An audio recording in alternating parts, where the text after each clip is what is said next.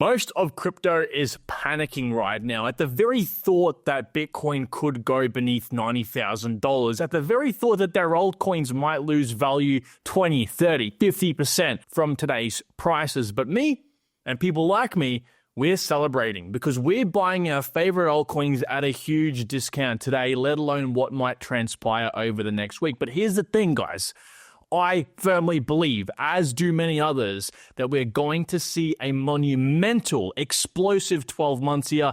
At least historically, we have just entered the green zone. The first couple weeks of the green zone historically is always not the best. Okay, January 1st and those first few weeks of that 12 months, based on the last quarter of the 4-year cycle. And anyway, we know that altcoins perform extremely well at this time because Bitcoin does, like I said, as well.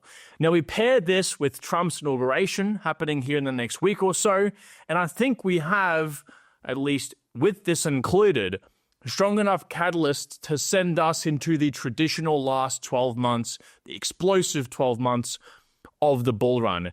Now, like this article says, and I do agree with, I do not think that, of course, Trump's going to instantly bring on all his crypto promises straight away, but I don't think that really matters regardless. And the reason being is I think most of it is just buy the rumor, sell the news anyway. Most of it is just good for crypto in the long term. I think regulation and all the rest of it easing up is going to be great for crypto and people to come in now, but actually changing regulation won't see some sort of like crazy new application built and therefore a billion new users into crypto. The only thing I see instantly, tangibly actually making a difference is if the US decides to actually buy up Bitcoin as a part of a strategic reserve. Everything else, at least for this bull run, is noise. But that's of course good because that also sends the price of our bags up.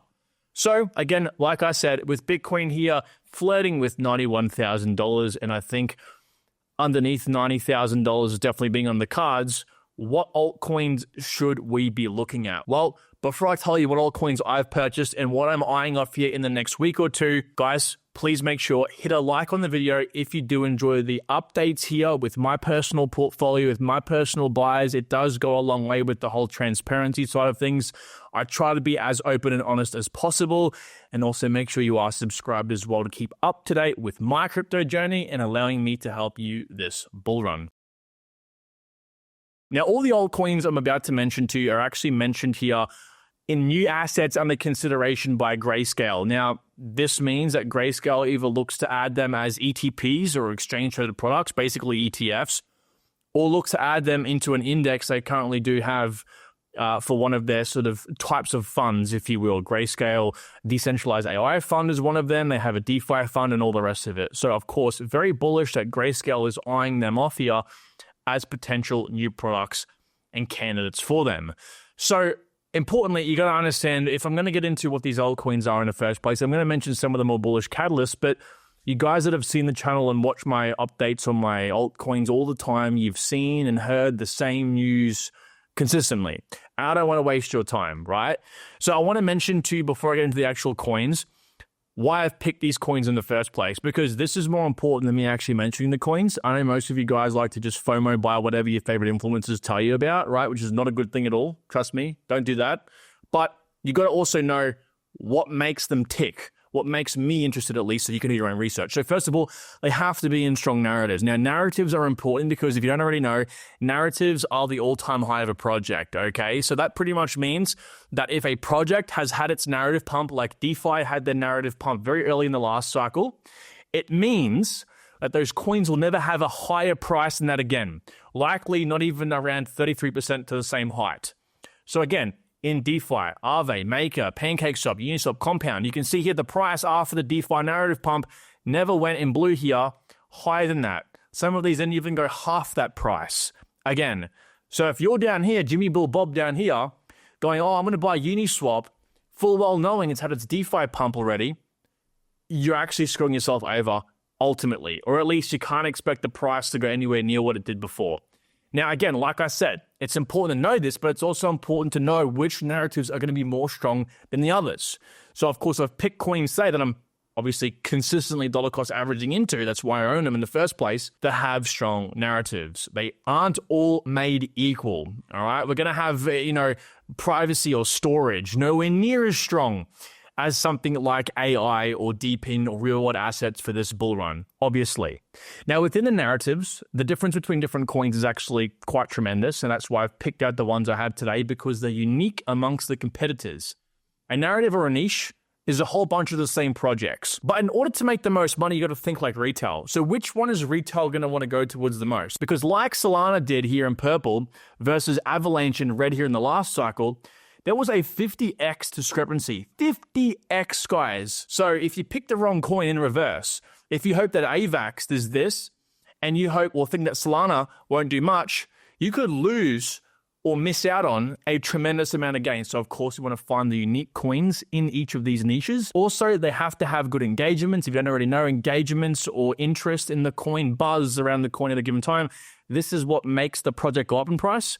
Because markets don't go up in price by some magic fairy that waves its wand. Price goes up from people hearing about it, getting FOMO, and buying in.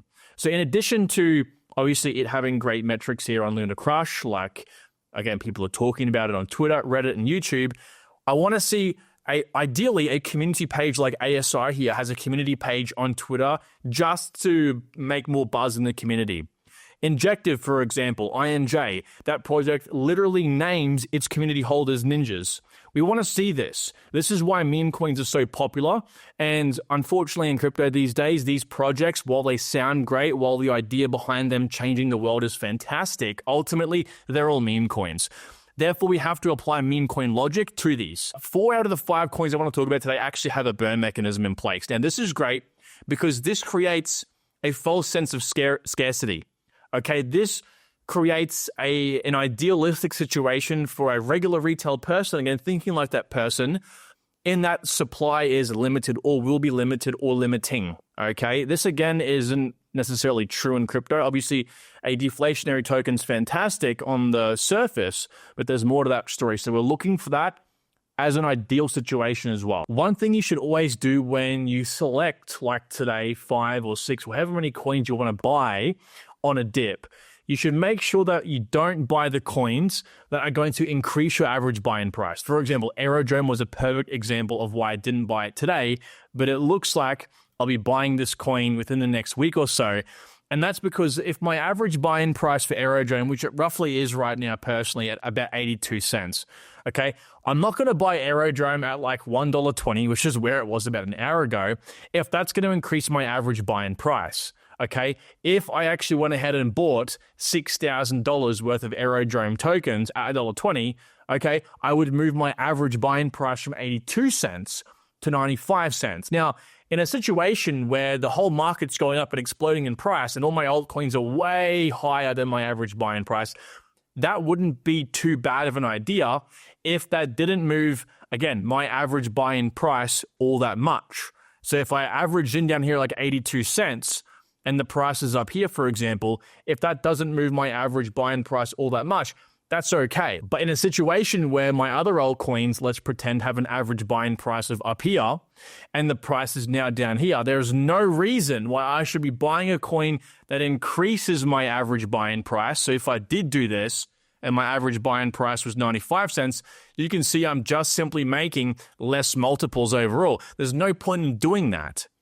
Okay, when I could be, like I said before, reducing that. So if I did reduce it for Aerodrome here from 82 cents, let's pretend, to 70 cents, you can just simply see I make more multiples. Now, making more multiples is, of course, a good thing because if you were to buy that and reduce your average buy-in price, you'd probably be buying more tokens, right? Which means you make more money. So you'd be able to buy tokens for cheaper, which means you can buy more tokens, which means you can make more money.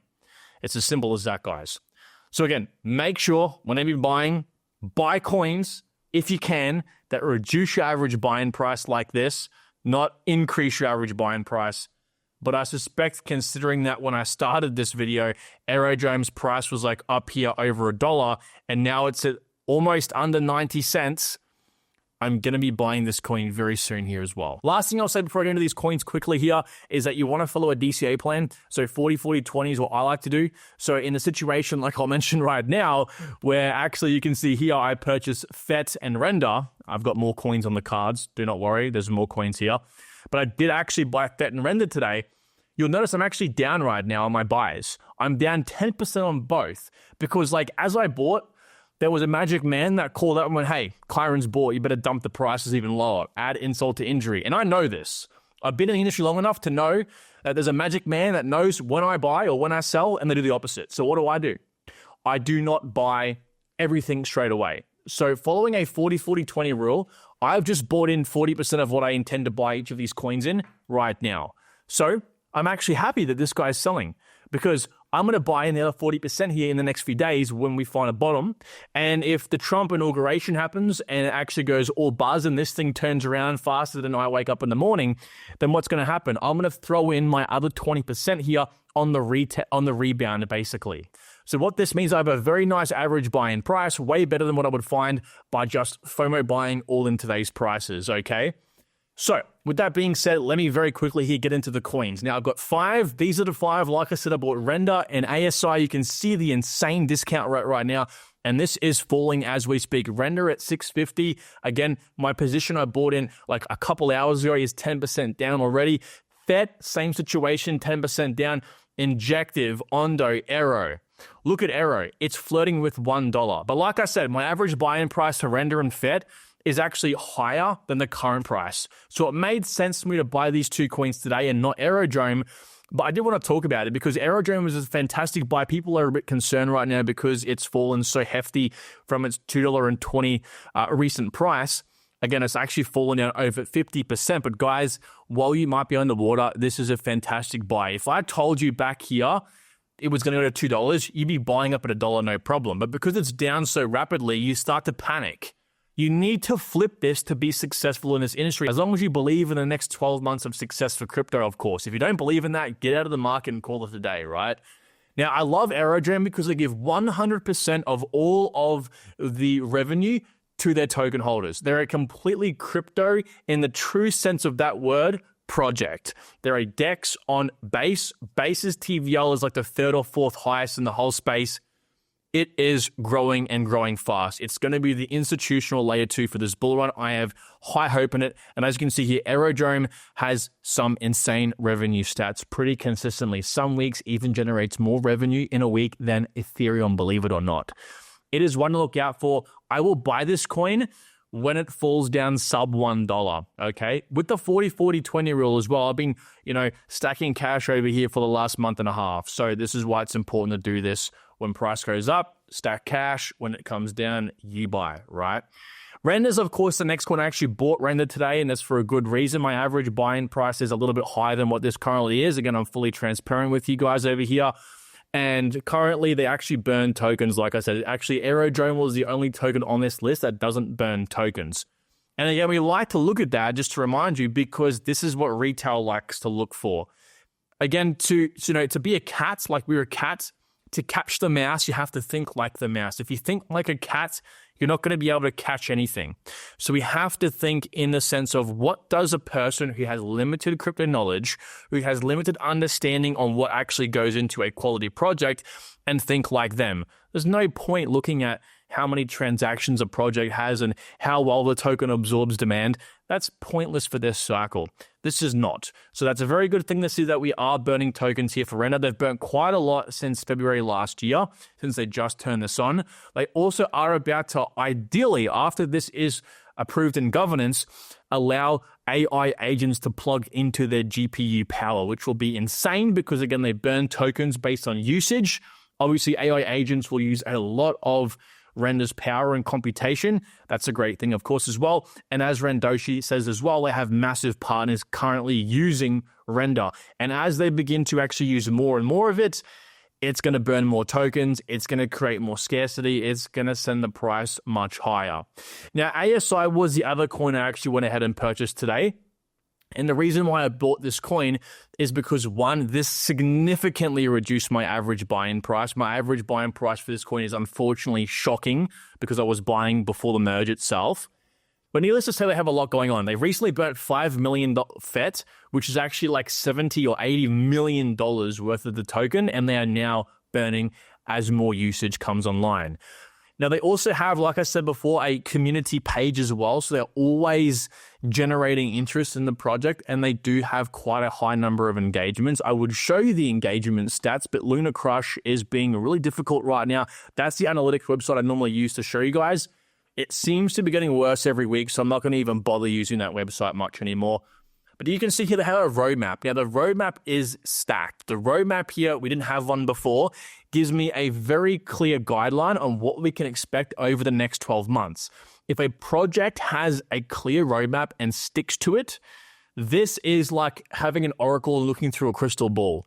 Okay, this gives us an idea based on if there is pretty big updates, a sort of rough idea on a time frame when there's going to be engagements on the project. If there's a massive upgrade, it's going to cause buzz if they market themselves correctly. And if that's done correctly, this could shoot price up just as much as a new exchange listing. So it's important to assess this. These guys do have a few big stuff coming up. You can see creating an MVP environment for development of AI applications using all stack components. That'd be big. Very, very big. These guys are truly competing with the AI giants in the real world. And I think the engagements have something to say about that. They are number 2 here in top AI ecosystem coins by social activity. I think AI might be one of the top and next to perform narratives of the bull run. So we also do have Injective as well, branching off the whole AI narrative as well. But these guys are a DeFi layer 1 built on the Cosmos stack. But again, they've branched out recently with more partnerships to do more things, to hit more narratives, which is why I like them. Now, over the last 12 months, as you can see here, they've pretty much, in essence, moved sideways. Now, to most people in crypto, you would look at this chart and go, nothing's happened. I'm not interested in it.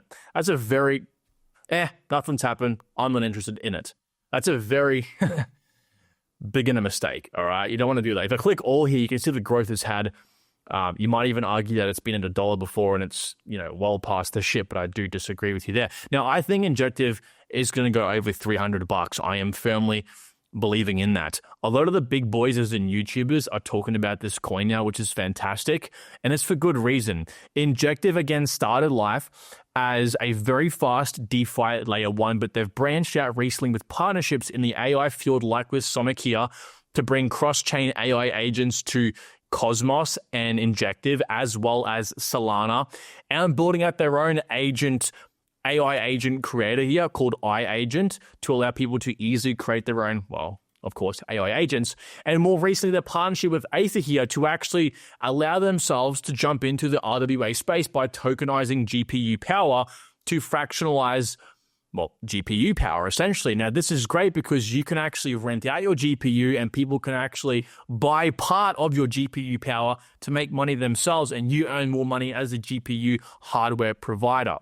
So like I said, they're hitting a lot of narratives now, and a lot of the recent partnerships that have sprung up in Injective make me realize these guys know a lot about how to market in a bull run. They have a burn mechanism. They're burning a lot. They recently launched Injective 3.0, where they're actually burning even more tokens now at 5 times the rate as they were a couple months ago, which means they will likely be burning upwards of $500,000, $600,000, $700,000 worth of Injective at the current price per week in the next 12 months, or sometime in the next 12 months here. As you can tell, I'm very bullish on Injective because I know the team understands how this works. As I said before, they also have their own Injective community page. They also have a name for the Injective community holders, ninjas. I mean, everything screams classical meme coin with genuine utility. All right, it's a perfect mix of things.